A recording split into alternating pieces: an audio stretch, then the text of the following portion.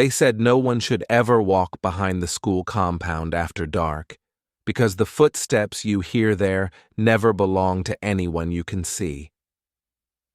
Our community school was a noisy place by day. Children ran around barefoot, shouting and laughing. Women sold puff-puff and roasted ground nut by the gate, and the classrooms were always full of chatter. But at night, the school was different. The walls looked older, the windows looked darker, and silence covered the whole place like a blanket. One evening, after evening prep, I stayed behind to finish my notes.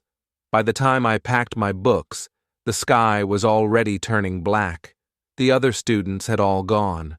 The schoolyard was empty. I remembered my bicycle was locked at the back of the compound, near the big mango tree. Everyone knew that place was not safe at night, but I didn't want to walk home in the dark. So, I went. The grass behind the school was tall.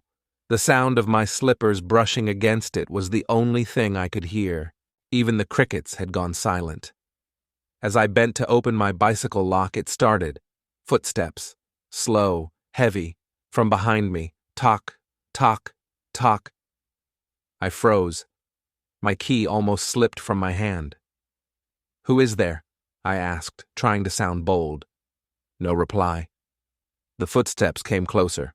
One step, another, then another. My mouth went dry. I quickly turned around. Nothing. Only the wind shaking the tall grass. I bent down again, my hands shaking, trying to unlock my bicycle. Then, the footsteps stopped right behind me. I spun around again, my chest tight. The path was empty, but the mango tree branches were swaying, though there was no wind. I grabbed my bicycle and began to wheel it out as fast as I could. That was when I heard it. Children laughing, soft, whispery, echoing through the darkness, but the classrooms were empty.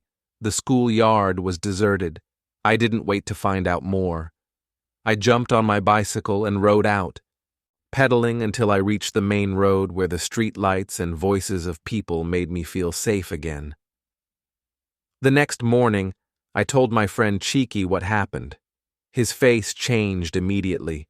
He leaned closer and whispered, "My brother. Don't you know the story? Years ago, a teacher lived in the back quarters. One night, something happened, and since then, people say he still walks around there. They also say he's not alone. He walks with the children that never left." I laughed nervously, pretending I didn't believe him. But deep inside, I knew what I heard. The footsteps, the laughter, the presence that stopped right behind me. Since that night, I never pass behind the school at night again. And whenever I hear children laughing after dark, my body remembers the footsteps that